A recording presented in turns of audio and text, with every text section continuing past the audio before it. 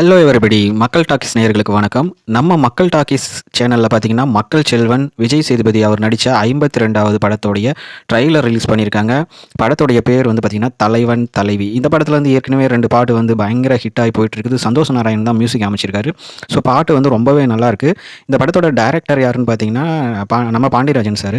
So இவரோட படங்கள் பார்த்தீங்கன்னா எப்பயுமே கமர்ஷியலாக ஃபேமிலி ஓரியன்டாக குழந்தைங்களும் பார்க்குற மாதிரி தான் இருக்கும். ஸோ கண்டிப்பாக ஒரு ஃபன் ஃபில்லடு ஒரு மூவியாக தான் இது இருக்குங்கிறது இந்த ட்ரெய்லர் பார்க்கும்போதே தெரியுது.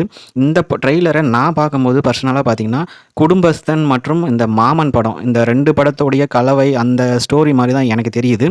இதில் வந்து விஜய் சேதுபதி பார்த்தீங்கன்னா பரோட்டா மாஸ்டராக வராரு. அவங்க ஒய்ஃபை வந்து நித்யா மேனன் வராங்க. ஸோ இவங்களுக்குள்ள நிறைய ஃபைட்டு நடக்குது. ஸோ இவங்களுக்குள்ள அந்த ஃபைட்டு எதுக்கு வருது, எப்படி காமெடியாக அது போகுதுங்கிறது தான் இந்த படத்துடைய ஸ்க்ரீன் பிளேவாக கதையாக இருக்குங்கிறது என்னோட கணிப்பு. இந்த படத்தில் பார்த்தீங்கன்னா விஜய் சேதுபதி, நித்யா மேனன் மட்டும் இல்லாமல் யோகி பாபு வராரு, காளி வெங்கட் வராரு, ஆர்கே சுரேஷ் வராரு. ஸோ இவங்க எல்லாருமே இந்த படத்தில் நடிச்சிருக்காங்க. இந்த படத்தில் ஹோட்டலில் வந்து யோகி பாபு அடிக்கடி வராரு. ஸோ அங்கே வந்து நிறைய காமெடிஸ் நடிக்கிற மாதிரி தான் இந்த ட்ரெய்லரை பார்க்கும்போது தெரியுது.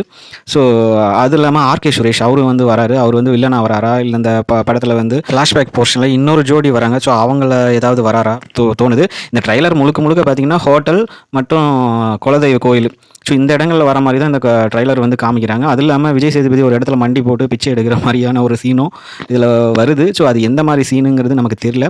பார்க்கும்போது அப்படி தான் தெரியுது. குறிப்பாக சொல்லணும்னா 80s 90s அவங்களுக்கு உண்டான ஒரு ஜாலியான ஒரு ஃபன் ஃபில்டு ஒரு மூவியாக தான் இருக்கும். அது இல்லாமல் குழந்தைங்கள் வீட்டில் எல்லாருமே வந்து ஃபேமிலியோட போய் பார்க்குற மாதிரி ஒரு படமாக தான் இது இருக்குது. ட்ரெய்லர் பார்க்கும்போது அப்படி தான் தோணுது.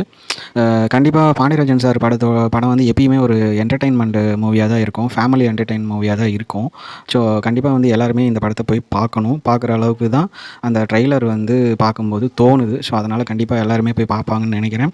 நீங்கள் வந்து இந்த ட்ரெய்லர் பார்த்துருந்தீங்கன்னா உங்களுக்கு வந்து என்ன தோணுது, எப்படி வந்து கதையாக இருக்குங்கிறது நீங்கள் கமெண்ட் பாக்ஸில் சொல்லுங்கள்.